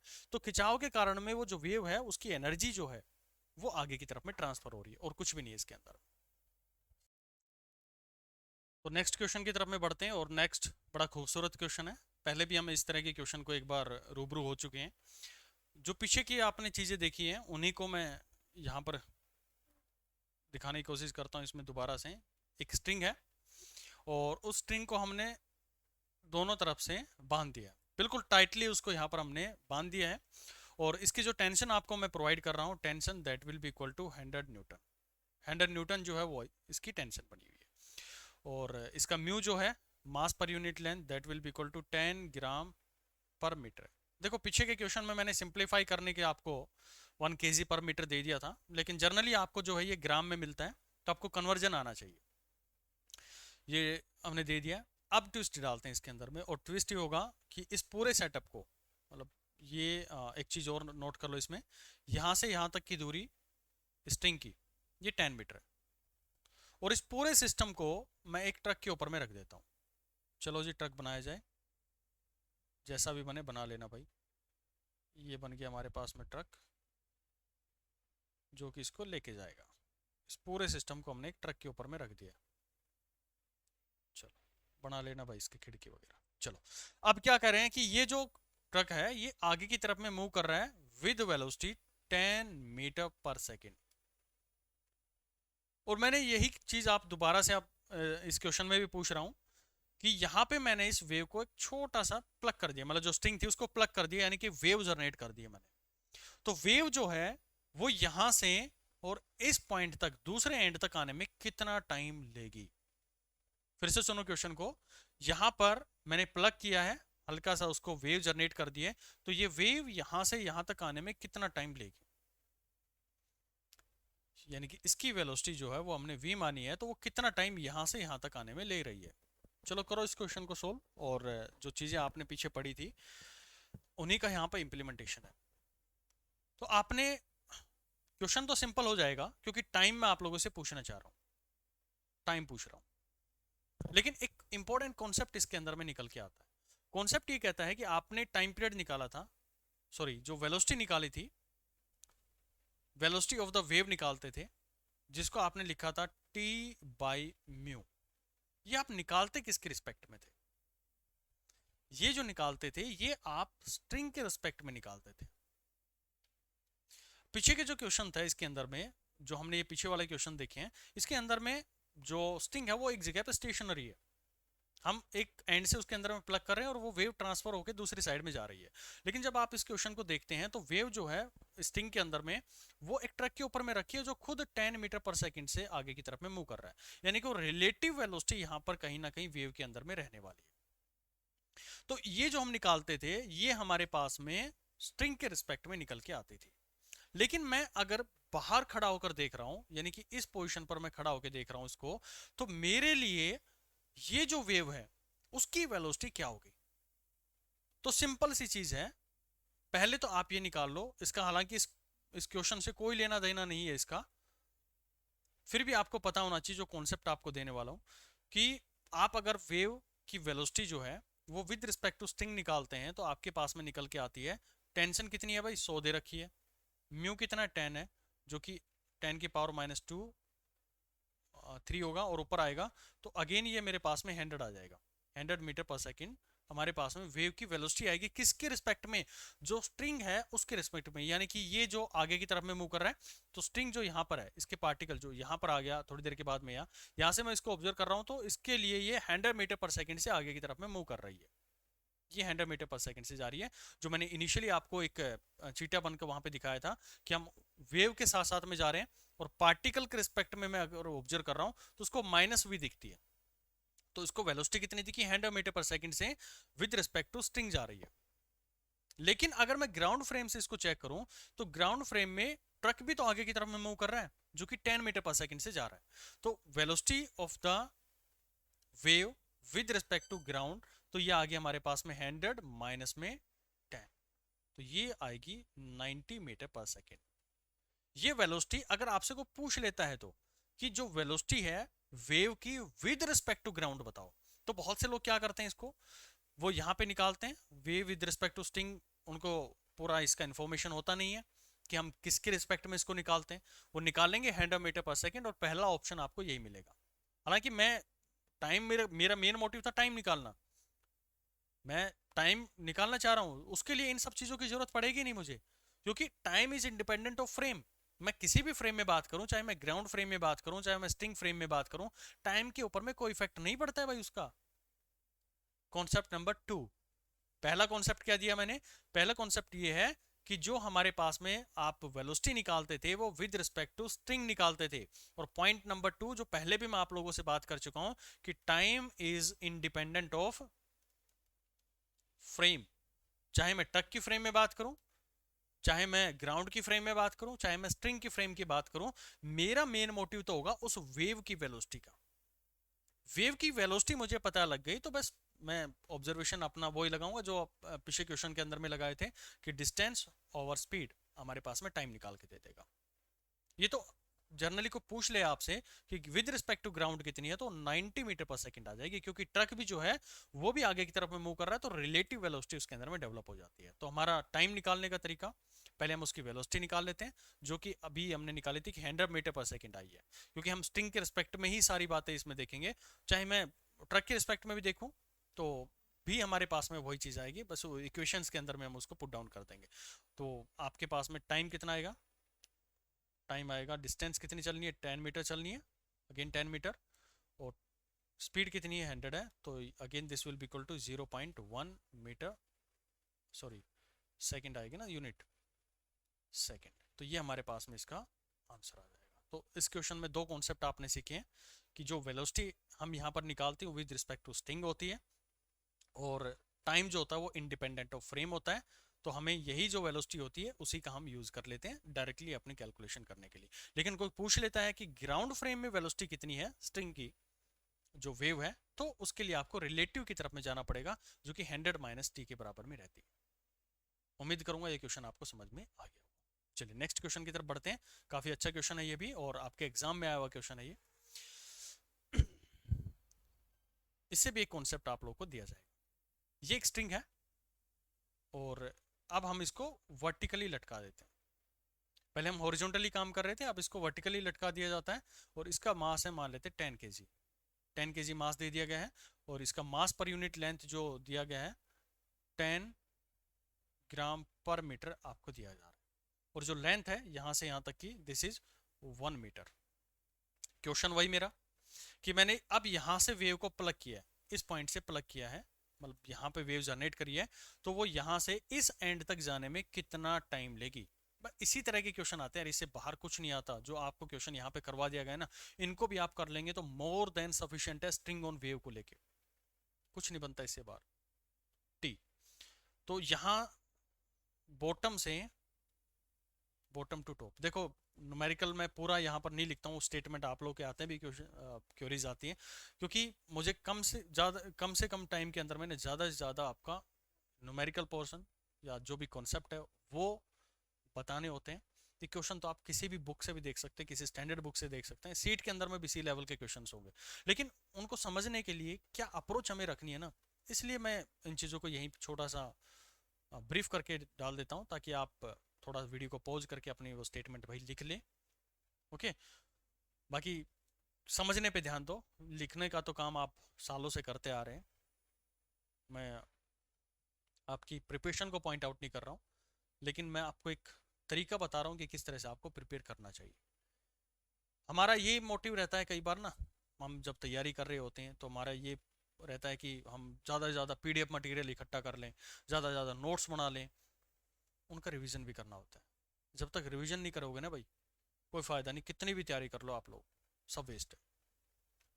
आपने आज चीज़ें पढ़ी हैं तो आपके दिमाग में आज रिटेन हो जाएंगी, कल तक हो जाएंगी, सप्ताह भर तक हो जाएंगी, महीने भर तक आप कर लोगे, लेकिन महीने भर के बाद में आप पक्का है भूल जाओगे, क्योंकि आप और बहुत सारी चीज़ें आपके दिमाग के अंदर में घर कर जाती है। तो आप चीज़ों को समझने पे ध्यान दीजिएगा। नोट्स वगैरह ये सब चीज़ तो आपको, ये भी जो लिखा जा रहा है ये भी आपको मिलेगा, तो वहाँ से भी आप अपना ब्रीफिंग कर सकते हैं। इतना टाइम आप लोग के पास में नहीं होता जब भी आप कॉम्पिटिटिव एग्जाम की तैयारी कर रहे होते हैं कि हम जगह जगह से अपने नोट्स इकट्ठे करें, बार बार नोट्स बनाएं या कुछ और बनाएं। ये नोट्स आपको प्रोवाइड कर देंगे ना, क्यों इतने चिंतित हो रहे हो आप लोग। चलो इस क्वेश्चन को सोल्व करते हैं, और एक इंपॉर्टेंट कॉन्सेप्ट यहाँ से निकलेगा मेरा। यहाँ पर क्वेश्चन ये है कि यहाँ पर जो वेव है उसको मैं प्लग करके इस पॉइंट पर कितनी देर में पहुँचा दूंगा। चलो शुरू करते हैं, नहीं किया है आप लोगों ने तो मैं इसको सोल्व कर देता हूँ। पहली चीज तो ये बताओ कि क्या मुझे इस सिस्टम के अंदर में इंटीग्रेट करने की जरूरत है या नहीं। इंटीग्रेट इन द सेंस, आप देख पा रहे हैं कि जैसे जैसे मैं ऊपर जा रहा हूँ, जैसे जैसे ऊपर जा रहा हूँ तो मास तो बढ़ रहा है भाई उसका, क्योंकि पर यूनिट लेंथ, जैसे यहाँ पर था मैं तो मान लेते हैं उसका 10 था, फिर ऊपर गया तो मास और जुड़ गया तो वो भी टेंशन डाल रहा होगा, यहाँ पे गया तो भी टेंशन डाल रहा होगा, क्योंकि ये जो स्ट्रिंग है ना ये मासलेस नहीं है। स्ट्रिंग का भी अपना एक मास पर यूनिट लेंथ है जो कि 10 ग्राम पर मीटर है। लेकिन हमें ये देखना होगा कि ये हमें यूज करना है या नहीं करना है। क्या हम अप्रोक्सीमेट वैल्यूज की तरफ में जाके इस क्वेश्चन को सोल्व कर सकते हैं। तो आप यहां से देखो कि जब आप इस पॉइंट पर जाओगे, जब पूरी लेंथ आप ले लोगे तो टोटल आपका इस पॉइंट का टेंशन, नीचे वाले का टेंशन कितना है भाई, यहां पर आप टेंशन ले लोगे इसका जो आएगा वो 100 न्यूटन आ गया। और जब आप इस ऊपर वाले पॉइंट का देखोगे तो पॉइंट 1 और जुड़ जाएगा, क्योंकि ये मास जो था 1 इंटू में 10 आप करोगे और इसका पूरा आप मिला के 10⁻³ वगैरह सारा करके देखोगे तो यहाँ पर जो इंक्रीज होगा मेरे पास में वो कितना होगा, यहाँ पर केवल और केवल 0.1 का इंक्रीज होगा, यानी कि इस पॉइंट की टेंशन जो है 100.1 न्यूटन रहेगी। तो ये जितना वैल्यू नीचे था उसके अप्रोक्सीमेट है, यानी कि हम ज्यादा उसके अंदर में चेंज नहीं आया। तो ज्यादा चेंज नहीं आया तो हमें कोई इसके अंदर में इंटीग्रेशन की जरूरत नहीं है कि हम छोटे छोटे मासेस को लेके इंटीग्रेट करें। तो हम डायरेक्टली ये मान लेते हैं कि थ्रू आउट द सिस्टम जो टेंशन है वो क्या रह रही है, कांस्टेंट रहेगी। अभी एक वेरिएबल वाला भी करवा दूंगा, ज्यादा उसकी फिक्र मत करो। अभी ये समझो कि अगर ये जो है मेरे पास में ऊपर भी उतनी वैल्यू के लगभग पहुंच रहा है जो नीचे है, तो आप इसको बाईपास कर सकते हैं, एक अप्रोक्सीमेट वैल्यू की तरफ में ले जा सकते हैं। तो यानी कि थ्रू आउट द टेंशन मेरे पास सिस्टम की क्या हो गई है, अब तो कुछ नहीं बचा भाई इस क्वेश्चन के अंदर में, सिंपल हो गया। टेंशन हमारे पास में आ गई है 100 न्यूटन, म्यू की वैल्यू आपको पता ही है कितनी है भाई, 10 × 10⁻³ kg पर मीटर, जो कि आपके पास में आएगा 10⁻² kg पर मीटर। और वेलोसिटी जो है वो यहाँ पर आ गई है, सेम वो आएगी 100 मीटर पर सेकेंड, पीछे जो क्वेश्चन था उन्हीं का मैं बार बार वैल्यूज का यूज कर रहा हूँ। तो वेलोसिटी आपके पास में आ गई है 100 मीटर पर सेकेंड। आपको करना क्या था, बॉटम से टॉप पे लेके जाना है, कर लो भाई सोल्व। टाइम निकालना था, डिस्टेंस ओवर में स्पीड, तो डिस्टेंस कितनी आई है, डिस्टेंस आई है हमारे पास में 1 मीटर, और टाइम जो आया वो स्पीड आई है जो 100 मीटर पर सेकेंड आया, तो आंसर आया 0.01 second. So this is the right answer of this question. Question में कुछ भी नहीं था, सिर्फ डर था आपके मन का, यही था ना। क्योंकि आपको थोड़ा वर्टिकली यहाँ पर दिया गया, तो वर्टिकली पहली तो ये चीज कि क्या आपने ये सोचा था कि यहाँ पर भी टेंशन अलग होगी। 99% जो स्टूडेंट्स होते हैं वो ये नहीं सोचते हैं कि ये भी हमें चीज कंसिडर करनी चाहिए या नहीं करनी चाहिए। तो ये हमें कब कंसिडर करना चाहिए, ये हमारे न्यूमेरिकल डेटा बताते हैं। मान लेते हैं कि ये वैल्यू जो है वो मैं केजी के अंदर में डाल देता, तो ये कहीं ना कहीं मेरे पास में 102, 110, 115 कुछ ऐसा हो जाता। तब आपको कंसिडर करना पड़ता, तब आपको इंटीग्रेशन के थ्रू जाना पड़ता, और इंटीग्रेशन के बाद में आपको ये पूरी टेंशन निकालनी पड़ती, म्यू आपके पास में गिवन होता, फिर आप इस क्वेश्चन की अप्रोच कर सकते थे।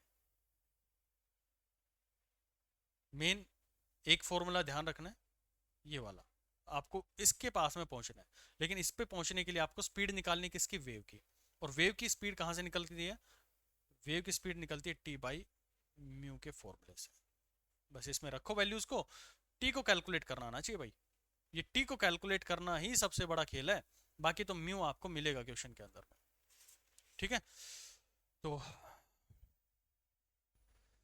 वैसे आप इंटीग्रेट वाला भी यूज करके देख सकते हैं, कहो तो करवा दूं, चलो करवा ही देते हैं यार, उसको भी करवा देते हैं, क्योंकि हो सकता है कि कई बार आपके एग्जाम में पूछ लिया जाए, वो भूले बिसरे किसी ने कहीं से उठा लिया, कॉपी पेस्ट कर लिया, तो फिर क्या करोगे आप लोग, उस कॉन्सेप्ट को भी सीख लो। ये भाई मेरे पास में है एक रिजिड सरफेस, और अभी मैं सिर्फ क्या ले रहा हूँ, एक स्ट्रिंग ले रहा हूँ, कोई मास वगैरह उस पर नहीं लटका रहा हूँ, स्ट्रिंग लिया है, वेरिएबल मास की है। वेरिएबल मास आप समझ गए, कैसे समझेंगे कि यहाँ पे जो वैल्यू दी है वो मैं इसका टोटल जो मास है स्ट्रिंग का वो m बोल देता हूँ, और जो लेंथ है वो हमारे पास में l है। आपको वही काम करना है इसके अंदर में, यहाँ से मैंने स्ट्रिंग को प्लग कर दिया है, तो वेव को बॉटम टू टॉप जाने में कितना समय लगेगा वो बताना आपको। तो पहली चीज तो ये पता होना चाहिए कि आपको देखते हैं कि भाई इसके अंदर में म्यू मुझे नहीं मिल रहा। तो म्यू निकालने का तरीका हमारे पास में क्या है कि मास पर यूनिट लेंथ, यानी कि हम म्यू के लिए वेरीफाई हो चुके हैं क्योंकि हमें वेलोसिटी निकालनी है, लेंथ हमें पता होगा। तो वी निकालने के लिए टेंशन ओवर म्यू चाहिए। तो म्यू हमने यहाँ से कैलकुलेट कर लिया मास पर यूनिट लेंथ के अंदर में। अब टेंशन की तरफ में बात कर लेते हैं। तो टेंशन पे आप जब जाओगे तो ये जो स्ट्रिंग है, ये जो स्ट्रिंग है क्योंकि वेरिएबल मास की है और वेरिएबल मास इसलिए मैंने इसके अंदर में बोला है, और बहुत ज़्यादा इसके अंदर में डिफरेंस आएगा, ऊपर टेंशन अलग होगी नीचे टेंशन अलग होगी। तो जो डिफरेंस आएगा तो हमें किसकी हेल्प लेनी पड़ेगी, टेंशन निकालने के लिए इंटीग्रेशन की हेल्प लेनी पड़ेगी।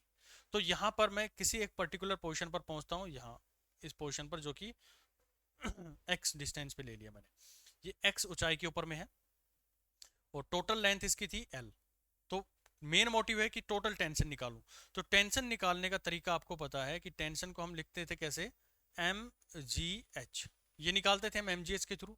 तो मास पहले निकालो कि मास इतने एरिया का, मतलब जो टोटल यहाँ वाला है इसमें कितना मास है। तो पर यूनिट लेंथ कितना था, m/l है, यानी कि म्यू इंटू एक्स, ये तो होगा ना जो उसकी मास पर यूनिट लेंथ है और कितनी लेंथ तक मैं उसको लेके जा रहा हूँ उसे मल्टीप्लाई कर दूंगा तो टोटल मास मुझे मिल गया। इनटू में जी, सॉरी एच यहाँ पर नहीं लेंगे ना, एच क्यों लेंगे भाई, कोई पोटेंशियल एनर्जी यहाँ थोड़ी ना कंसिडर कर रहे हैं, एम जी मेरे पास में आएगा खाली। तो ये आ गया म्यू एक्स इंटू में जी। अब म्यू की वैल्यू कितनी है, म्यू आपने रिप्रेजेंट कर रखा है m/l से, जो कैपिटल M था, इंटू में l इंटू में x इंटू में g, यानी कि टोटल जो टेंशन आ गई है वो मेरे पास में ये आई है। ठीक, तो यहां से आपने मास पर यूनिट लेंथ निकाल लिया है, इंटू में x निकाल लिया है, इंटू में g उसके साथ में मल्टीप्लाई कर दिया, क्योंकि ये जो पैरामीटर है ये इस छोटे से सेक्शन का मुझे मास प्रोवाइड कर रहा है। ठीक है, अब वेलोसिटी के अंदर में हम इंटीग्रेट करना चाहें तो भी कर सकते हैं थ्रू आउट, या फिर हम छोटे से हिस्से के अंदर में भी निकाल लेंगे तो हम वेलोसिटी को इजीली फाइंड आउट कर सकते हैं। तो यहाँ वेलोसिटी जो आएगी वो आपको पता है कि t/म्यू रहती है। तो t की वैल्यू पुट करो, तो t की वैल्यू पुट करी मास पर यूनिट लेंथ इंटू में x इंटू में g और divided by mass per unit length, यही आ गया। तो यहाँ से एक दूसरे से कैंसिल आउट हो जाएंगे, अंडर रूट तो रहेगा भाई। और जो वेलोसिटी यहाँ पर निकल के आएगी, velocity that will be equal to x into में g, x इंटू में g, यहाँ पर वेव की वेलोसिटी निकल कर आ गई। और पीछे जब हम देख रहे थे स्ट्रिंग के अंदर में, जब आप मासलेस उसको लेके आ रहे थे तो कौन सी वेलोसिटी यूज कर रहे थे, ये वाला हम पैरामीटर यूज कर रहे थे t/म्यू का। और अब जब आपने ये जो वेव है यानी कि कंसिडरेबल टेंशन उसके अंदर में आ रही है, टेंशन जो है वो इंक्रीज होती जा रही है, मास पर यूनिट लेंथ के ऊपर में डिपेंड कर रही है। तो ये लेंथ जैसे मैं बढ़ाऊंगा तो ये मास, ये 1 मीटर पे 2 मीटर पे 3 मीटर पे हर जगह पे टेंशन अलग रहने वाली है। तो मैं किसी एक पर्टिकुलर पॉइंट पर देख रहा हूँ कि मान लेते हैं कि 5 मीटर की ऊंचाई के ऊपर में कितनी वेलोसिटी है वेव की, तो मैं यहाँ पर 5 रखूंगा। ये मान लेता हूँ कि 5 मीटर है, ये 5 मीटर की हाइट पर मैं देखना चाह रहा हूँ, तो 5 मीटर रखूंगा और जी मेरे पास में आ गया 10। तो वैल्यूज को पुट करूंगा और उस पर्टिकुलर पॉइंट की, ये ध्यान सुनना, उस पर्टिकुलर पॉइंट की वेलोसिटी हम निकाल सकते हैं। ये पर्टिकुलर पॉइंट की वेलोसिटी आएगी। मान लो मैं थोड़ा सा ऊपर चला गया, 7 मीटर पे चला गया, तो 7 मीटर पे आपसे पूछ सकता है कि वेलोसिटी बताओ कितनी है, तो यहाँ पर 7 रखोगे इंटू में जी, आपका सीधा आंसर आ जाएगा। अब जब आप इसको एक्सेलरेशन निकालने के लिए बोल दिया जाए इसके अंदर, क्यों एक्सेलरेशन निकालने के लिए बोल रहा हूँ समझना इस पॉइंट को। जब आप इसका एक्सेलरेशन निकालेंगे तो एक्सेलरेशन के लिए एक इक्वेशन आपने समझी थी कि इसको हम जर्नली लिखते हैं dv/dt। एक तो तरीका होता ही है जब आप टाइम के रिस्पेक्ट में लिख रहे हैं, लेकिन मैं अभी कैसे बढ़ रहा हूं, मैं उसकी डिस्टेंस वाइज ऊपर की तरफ में बढ़ रहा हूं। तो जब आप एनएलएम इक्वेशन ऑफ मोशन पढ़ रहे थे तो वहां पर मैंने इसको रिप्रेजेंट करने का एक तरीका और भी बताया था आपको, और वो तरीका था कि वेलोसिटी इनटू dv/dx। समझे, ये वहां पर यूज किया था मैंने कि मैं अगर डिस्टेंस के रिस्पेक्ट में अपने एक्सेलरेशन को फाइंड करता हूं, मैं ऊपर उठता हुआ जाता हूं, तो वहां पर मैं पोजीशन के रिस्पेक्ट में अगर एक्सेलरेशन फाइंड आउट करना चाहूँ किसी भी पार्टिकल का, तो v जो उसकी वेलोसिटी थी उसको और फिर उसके डिफरेंशिएट कर दें उसकी वेलोसिटी को विद रिस्पेक्ट टू x, तो हमारे पास में उसका एक्सेलरेशन निकल के आ जाता है। तो यहाँ आप पुट करो, तो जब हमने पुट किया तो x इंटू में g उसकी वेलोसिटी हो गई है, और जो यही पैरामीटर था उसको आप इंटीग्रेट करो, डिफरेंशिएट करो, तो डिफरेंशिएट करने के बाद में ये जो वैल्यू आएगी वो आएगी 1/2 इंटू में √x इंटू में √g, ये आएगा। तो रूट एक्स से रूट एक्स मेरे पास में कैंसिल हो जाएगा, और ये जी से जी यहाँ पर क्या हो जाएगा, कैंसिल हो, जो अंडर रूट जी इंटू में under root g divide by 2 आएगा, और फाइनल जो है ये फॉर्मूला निकल के आएगा वो जी बाई 2 आएगा। यानी कि जी बाई 2 आ रहा है, कहीं ना कहीं जो वेव आपकी ऊपर ऊपर की तरफ में जा रही है तो उसका एक्सेलेरेशन जो है वो फाइनाइट है, मतलब वो जो उसके अंदर में कांस्टेंट आ गया है, एक अपने आप में कांस्टेंट वैल्यू ये लेकर आ रहा है। अब आ जाओ जो आपको इक्वेशन ऑफ मोशन पढ़ाई गई थी, जब आप आगे की तरफ में मूव कर रहे थे, यहाँ पर u वेलोसिटी थी, यहाँ पर v वेलोसिटी हम मानते थे, a उसका एक्सेलेरेशन मानते थे, और आप इसकी इक्वेशन लिखते थे ut प्लस में हाफ at स्क्वायर, ऐसे एक इक्वेशन लिख दिया करते थे। क्यों लिख पा रहे थे? क्योंकि ये जो एक्सेलेरेशन होता था वो अपने आप में कांस्टेंट हुआ करता था, और जब कांस्टेंट एक्सेलेरेशन होता है तो हमारे पास में जो इक्वेशन ऑफ मोशंस होती हैं वो क्या होती हैं, वैलिड हो जाती हैं। तो हम इक्वेशन ऑफ मोशन केवल और केवल तब यूज कर पाते हैं जब ये जो एक्सेलेरेशन लिया जाता है वो कांस्टेंट है। तो यहां पर आपसे किसी भी पोजीशन के ऊपर में जो पूछा जाए कि कितने डिस्टेंस ट्रेवल करी है, तो थ्रू आउट आपको पता है कि ये जो वेव है ऊपर की तरफ में तो मूव कर रही है, लेकिन कितने एक्सेलेरेशन के साथ में मूव कर रही है, जी बाई 2 से कर रही है। तो कोई भी लेंथ आपसे पूछे आप वहां पर उसका एक्सेलेरेशन निकाल सकते हैं, उसकी वेलोसिटी वहां से फाइंड आउट कर सकते हैं। तो यहाँ पर जो क्वेश्चन आया था मेरे पास में, मतलब टाइम वगैरह फाइंड आउट करने के लिए, तो वो भी आप इसके अंदर में कर सकते हैं इजिली। कैसे करेंगे? तो s is equal to u t plus में हाफ ए टी स्क्वेयर, ये फॉर्मूला हमें यूज करना है। तो वेव जो है वो कॉन्स्टेंट एक्सेलेरेशन के साथ में जा रही है, यानी कि नीचे से आपने प्लग किया है, ये ऊपर की तरफ में जा रही है। कितनी लेंथ इसको ट्रेवल करनी है? एल लेंथ इसको ट्रेवल करनी थी। तो एल लेंथ, इनिशियल वेलोसिटी कुछ थी नहीं थी, जीरो थी, हमने बाद में उसको प्लग किया था, तो जीरो इंटू में टी प्लस हाफ, एक्सेलेरेशन कितना है, जी बाई 2 है, और टाइम मुझे निकालना है, टी बाई 2 आ गया। तो आप यहाँ से करेंगे इसको सोल्व, तो ये इसको एक बार सोल्व करके देखना भाई कितना आ रहा है ये, 4 L divide by g equal to 2 square. तो टी की वैल्यू कितनी आ गई है, 2√L/g। ये कुछ भी आ सकती है, जो भी हमारे पास में क्वेश्चन होंगे उसकी स्टैंडर्ड वैल्यूज के ऊपर में डिपेंड करेगा, जरूरी नहीं है यही हमारे पास में आए। यहाँ पर तो हमने स्टैंडर्ड इक्वेशन यूज कर रखा था, मतलब स्टैंडर्ड जो तरीका था उसका यूज किया, तो ये मेरे पास में 2√L/g निकल कर आ गया। बस इनकी वैल्यूज को पुट डाउन करना है। क्या अप्रोच रही है इसमें समझना एक बार। पहला तो मेरा मोटिव था कि मैं इसकी वेलोसिटी निकाल लूँ, तो वेलोसिटी निकालने का तो तरीका मेरे पास में ये था, v x इंटू में g। लेकिन तभी नजर पड़ती है कि यार इसका तो एक्सेलेरेशन जो है ना, मतलब ये किसी ना किसी एक्सेलेरेशन के साथ में वेव जो है ऊपर की तरफ में मूव कर रही है, तो मैं डायरेक्टली इसका वो फॉर्मूला यूज नहीं कर सकता कि जो टाइम है that will be equal to distance upon में स्पीड, ये यूज नहीं कर सकते क्योंकि स्पीड जो है वो वेरिएबल है। तो स्पीड वेरिएबल है तो उसके लिए हमारी क्या अप्रोच होनी चाहिए, तो तभी नजर पड़ती है कि यार इसका तो जो एक्सेलेरेशन है मैं पहले उसको एक बार देख लेता हूं। तो हमने जब इसके एक्सेलेरेशन को कैलकुलेट किया, तो एक्सेलेरेशन कैलकुलेट करने से हमें ये जानकारी आई कि यार इसका जो एक्सेलेरेशन है वो कांस्टेंट है, और जब कांस्टेंट होता है तो हमारे लिए तो बहुत सिंपल चीजें हो गई है कि हम इक्वेशंस को यूज कर सकें, जो इक्वेशन ऑफ मोशन होती है उनको हम यूज कर सकें। तो ये जो इक्वेशन ऑफ मोशन है उसका मैंने यूज किया है। किसी भी लेंथ के ऊपर में, किसी भी पॉइंट के ऊपर में अगर पूछ ले कि इस पॉइंट तक जाने में कितना टाइम लिया, मान लेते कि ये दे दिया, इस क्वेश्चन में मैं आपसे ये पूछ लेता हूँ कि टोटल लेंथ है वो 10 मीटर है, तो बताओ 5 मीटर जाने में उसने कितना टाइम लिया। कर दोगे भाई सोल्व, कोई दिक्कत आएगी इसके अंदर में? सिंपल इसी क्वेश्चन के अंदर में एल जो था इसकी वैल्यू को 5 पुट कर देना, टी जो था वो आपको कैलकुलेट करना है, जी की वैल्यू आपके पास में डायरेक्टली 10 होती है। आप डायरेक्टली चाहो तो इस फॉर्मूले का भी यूज यहाँ पर कर सकते हैं। ठीक है, तो ये था हमारे पास में एक अच्छा क्वेश्चन। अब इसी के बेस पे मैं आपको क्वेश्चन दे देता हूं, आप उसको सोल्व करना। क्वेश्चन कुछ इस तरह का है, हिंट मैं दे दूंगा आपको कि ये एक स्ट्रिंग है और इसका मास जो है वो दे रहा हूं कैपिटल M है, लेंथ है इसकी L। यहां पर मैंने एक वेव जो है वो प्लग करी है, ये वेव ऐसे प्लग कर दिया। ठीक उसी समय एक ओलंपियाड में आया हुआ क्वेश्चन है ये, यहां पर एक M मास की बॉल है, M मास की बॉल है, उसको हम ड्रॉप करते हैं। उसको हमने क्या कर दिया है, ड्रॉप कर दिया। तो ड्रॉप करने के बाद में ये बॉल नीचे की साइड में आ रही होगी और ये वेव जो है वो ऊपर की साइड में जा रही होगी। तो ये किसी ना किसी एक पॉइंट के ऊपर में ऐसा लगेगा कि एक दूसरे को क्रॉस कर रही है। तो आपको वही निकालना है, when ball and wave meet, एक दूसरे से कब वो मुलाकात करेंगे। कर लेंगे इसको सोल्व? लग तो नहीं रहा भाई कर लोगे आप लोग। चलो कर लोगे तो इसको सोल्व कर लेना, सिंपल है। आंसर मैं आपको बता देता हूँ, 2L/3। कुछ एक के दिमाग में चल रहा है, करवाए दो सर, हमें तो मेहनत करनी छोड़ ही रखी है। चलो करवा देता हूँ, क्यों इतने घबरा रहे हो यार।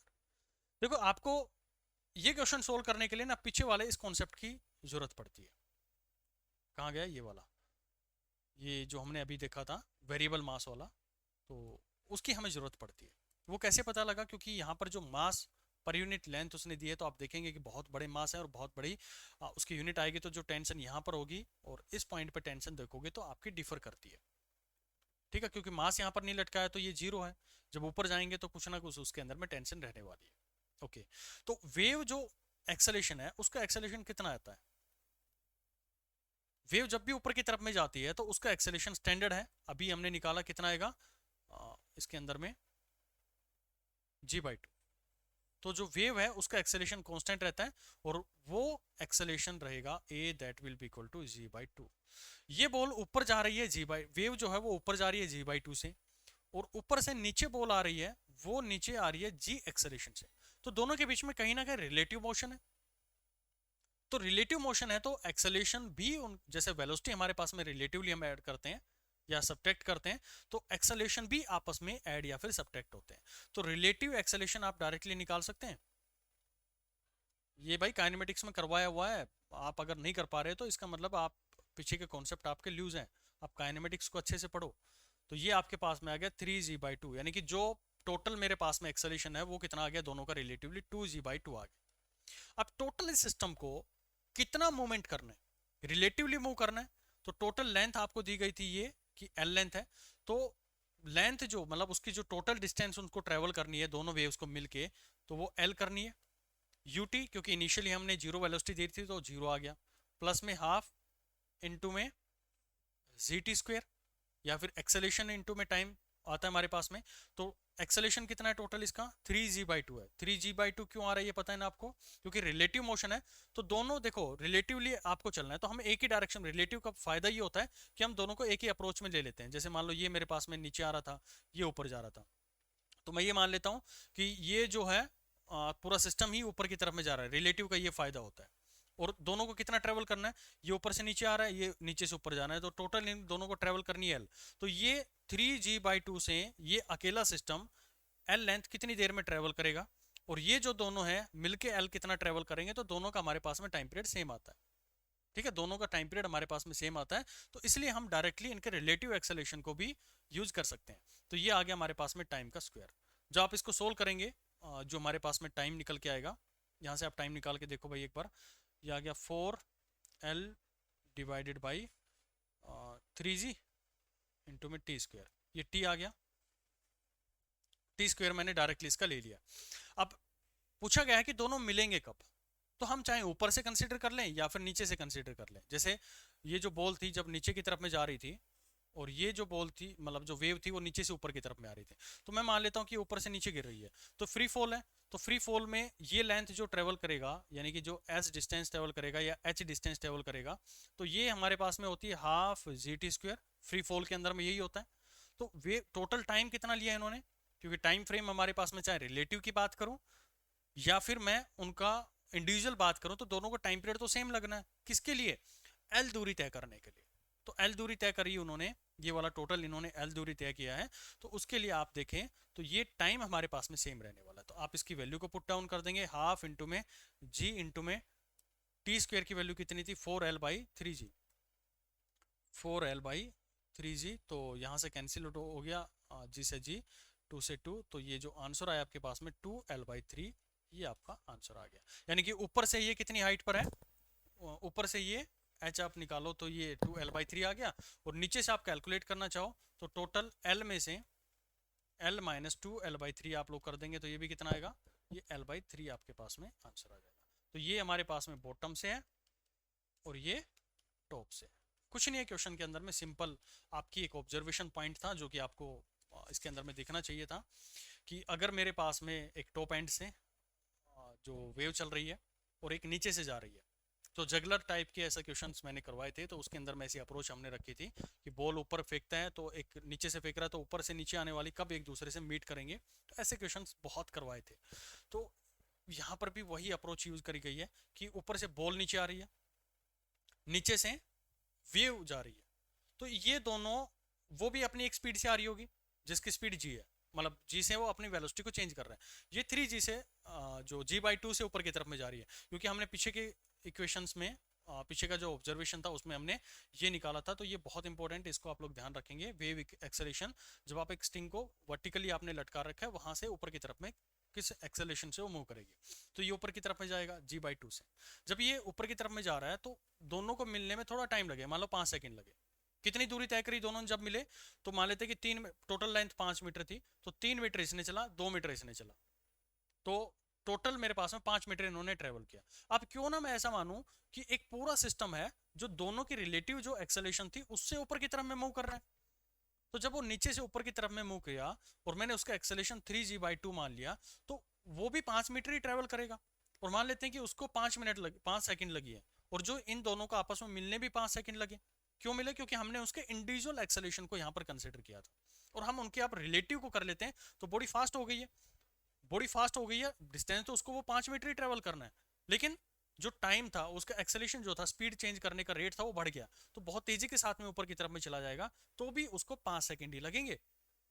पहले धीरे आ रहे थे दोनों ऑब्जेक्ट, अब वो, क्योंकि उनको बीच में कहीं मिलना था, 3 इसको चलना था, 2 इसको चलना था, अब पूरे सिस्टम को ही बहुत तेजी के साथ में जाना है, यानी कि एल लेंथ यानी कि 5 मीटर उसको ट्रेवल करना है, तो उसके लिए उसको स्पीड जो हो बढ़ जाएगा। और वो चीज यहां पर हमने अपने क्वेश्चन के अंदर में पुट डाउन करने की कोशिश करी है।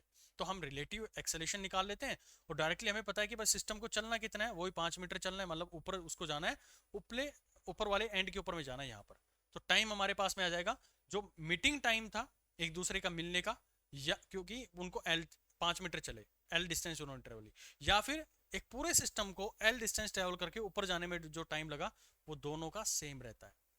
ठीक है, क्योंकि उसको भी 5 मीटर ही ट्रेवल करनी है। उससे फायदा क्या हुआ, हमारे पास में जो रिलेटिव एक्सेलेरेशन थे उनका हम डायरेक्टली यहाँ पर यूज कर पाए, तो टाइम हमें पता लग गया। अब पूछा गया था कि कितनी दूरी पर मिलेंगे, तो दूरी पर मिलेंगे तो हम फ्री फॉल वाली कंडीशन ले लेते हैं कि हाफ g t² इसका फॉर्मूला रहता है। तो मैंने इतना जो हिस्सा था वो निकाल दिया, हाफ g t²। t² को मैंने यहाँ पे सोल्व नहीं किया था, क्योंकि हमें पता था कि आगे वो उसका यूज हम कर सकते हैं, डायरेक्टली उसकी वैल्यूज को पुट करेंगे, और ये टॉप एंड से हमारे पास 2l/3 आ गया, और नीचे से आप देखोगे तो l/3 ये आंसर में आपको दे देगा। चलो एक एडवांस क्वेश्चन मैं आप लोग को देता हूँ, आप खुद इसको ट्राई कर लेना भाई। ये एक स्ट्रिंग है, और इसके नीचे मैंने m मास, छोटा मास है वो लटका दिया है, और जो स्ट्रिंग है इसका मास m है और इसका l है। आपको बताना है कि find acceleration of wave eight x distance. किसी भी एक पॉइंट के ऊपर में आपको एक्सेलेरेशन बताना है, कोई भी पॉइंट आप कंसिडर कर सकते हैं, x दूरी के ऊपर में, यहाँ पर ये x दूरी है, इस पॉइंट पे एक्सेलेरेशन आपको फाइंड आउट करना है। ठीक है, तो क्या हमारे पास में g/2 ही रहेगा या कुछ वेरी करेगा, सोल्व करने की कोशिश करना। तरीका यही रहने वाला है इसके अंदर में भी। अप्रोच क्या रखेंगे इस क्वेश्चन को सोल्व करने के, सबसे पहले इसकी म्यू निकालेंगे, म्यू निकालने के बाद में टेंशन निकालेंगे, जैसे हमने यहाँ पर किया था, टेंशन निकाली थी, पहले म्यू निकाला, फिर उसकी टेंशन निकाली, फिर हमें उसका एक्सेलेरेशन चाहिए, तो वेलोसिटी हम डायरेक्टली t/म्यू में रखेंगे। वेलोसिटी चाहिए तो इसको क्या करेंगे हम, जो भी हमारे पास में निकल के आएगी, x/g आए, कुछ भी आए, फिर हम उसको डिफ्रेंशिएट कर देंगे किस रिस्पेक्ट में, dv/dx के रिस्पेक्ट में, क्योंकि x दूरी के ऊपर में मुझे फाइंड आउट करना है। तो वहाँ से आप लोग जो निकल के आएगा वो एक्सेलेरेशन निकलेगा, और आप सरप्राइजिंग होंगे कि उस केस के अंदर में भी एक्सेलेरेशन जो है वो g/2 ही आएगा। ठीक है, अब कुछ छोटे छोटे क्वेश्चंस जो कि कभी कभार आपके एग्जाम में देखे जाते हैं, स्टैंडर्ड एग्जाम होगा तो उसके अंदर में इस तरह के क्वेश्चन आपको मिल जाते हैं। एक छोटी स्ट्रिंग है, मतलब मोटी स्ट्रिंग है, और एक पतली स्ट्रिंग है, दोनों का हमने बांध रखा है। इसका मास पर यूनिट लेंथ आपको मैं प्रोवाइड कर रहा हूँ, म्यू है, इसका म्यू, इसका 2 म्यू है, और नीचे वाला जो है इसका 2l है लेंथ, और ये है लेंथ l। ठीक है, अब आपको इसके अंदर में क्या फाइंड करना है, टाइम फाइंड करना है, फाइंड टाइम। वेव यहाँ पे मैंने जनरेट कर दी है, इस पॉइंट पे वेव जो है वो जनरेट कर दी है, तो वेव इस पॉइंट से इस पॉइंट तक जाने में कितना टाइम ले रही है। एक और क्वेश्चन ले लो, सिंपल सा है, सिंपल फॉर्मूले के अंदर में रखना आपको। इंपॉर्टेंट चीज़ इसके अंदर में क्या ध्यान रखनी है, जो ट्रिक है इस क्वेश्चन की वो ये है कि आपको ये मानना है कि जो टेंशन है वो क्या रहती है इस केस में कांस्टेंट रहेगी। क्यों? क्योंकि आपने खींच के रखा हो, क्योंकि टेंशन अगर कहीं पर भी आपने डिफरेंट रख दिया तो ये रस्सी क्या है, टूट जाएगी। तो इन क्वेश्चन को सोल्व करने का सिर्फ एक तरीका होता है कि टेंशन जो होती है उसको आप क्या मानेंगे, कांस्टेंट होगी। एक और क्वेश्चन आपको देता हूँ, यही पूरा सिस्टम है। एक स्ट्रिंग यहाँ पर लगा दी है और यहाँ पर एक मास लटका दिया गया है, मान लेते हैं इसका मास है m। ये एक स्ट्रिंग ऐसे लटका दिया गया है, ठीक है, ये हमारे पास में पुली है इसके ऊपर। तो यहाँ पर भी आपको ये बताना है कि अगर मान लो कि मैं वेव जो है वो यहाँ पर प्लग करता हूँ तो वो इस एंड से, मतलब यहाँ पर अगर मैं प्लग करता हूँ, किसी भी एक एंड पे करते हैं, तो एक एंड से दूसरे एंड तक जाने में वो कितना टाइम लेगी। फाइंड टाइम, टेंशन आपको सेम रखनी है, वहाँ से आप क्या निकालेंगे, इसकी वेलोसिटी फाइंड आउट कर लेंगे। लेंथ आपको पता ही है कि 2l प्लस में l है, यानी कि 3l उसको मूव करना है। वेलोसिटी निकालने का आपको तरीका पता ही है कि velocity that will be equal to t by, हमारे पास में क्या होती है, म्यू होती है। तो आप इसके टाइम पीरियड को कैलकुलेट कर लेंगे, ठीक है। तो यहाँ पर हमारा जो स्टिंग ऑन वेव था वो कंप्लीट होता है। अब जो नेक्स्ट लेक्चर आएंगे उसके अंदर में बहुत ही इंपॉर्टेंट टॉपिक जो कि आपके 3 चैप्टर्स की नींव रखेगा, साउंड वेव, खुद अपने आप में वेव, और वेव ऑप्टिक्स, इनकी नींव रखेंगे। दो बहुत ही इंपॉर्टेंट टॉपिक्स, एनर्जी और सुपरपोजिशन। तो आगे आने वाले जो लेक्चर्स हैं उनको मिस बिल्कुल मत करना, क्योंकि बहुत खूबसूरत लेवल पर मैं उस चीज़ों को लेके जाने की कोशिश करूँगा ताकि आपको क्रिस्टल क्लियर हो जाए अपने टॉपिक को लेके, अपने सब्जेक्ट को लेके। और उम्मीद तो ये करेंगे कि भाई आपको इंटरेस्ट आए फिज़िक्स पढ़ने में। जो आप लोग कहते हैं कि फ़िज़िक्स हमें समझ नहीं आती है, फ़िज़िक्स डिफ़िकल्ट लगती है, फ़िज़िक्स डिफ़िकल्ट नहीं होती है। फ़िज़िक्स उसको बहुत अच्छे से समझ में आती है। मैं 2 ऑप्शन दे रहा हूँ आपको, जो 1,00,000 क्वेश्चन कर लेता है वो, या फिर जो कॉन्सेप्ट समझ के 1000 क्वेश्चन कर लेता है वो। तो आपकी कौन सी कैटेगरी के अंदर में लाई कर रहे हैं? अगर इस कैटेगरी के अंदर में लाई कर रहे हैं तब तो आपको फिजिक्स आएगी बहुत अच्छे से समझ में। और इसके अंदर में लाई कर रहे हैं तो भाई आप हमेशा फिजिक्स से डरते रहोगे। फिजिक्स को फील के साथ में समझो, फिजिक्स को अपनी डे टू डे लाइफ के अंदर में इंप्लीमेंट करने की कोशिश करो। बड़ा मज़ा आता है इसको समझने में, पढ़ने के अंदर में। बाकी आप समझदार हैं, आपको समझाने की ज़रूरत नहीं पड़नी चाहिए। तो मिलते हैं फिर नेक्स्ट में। Thank you.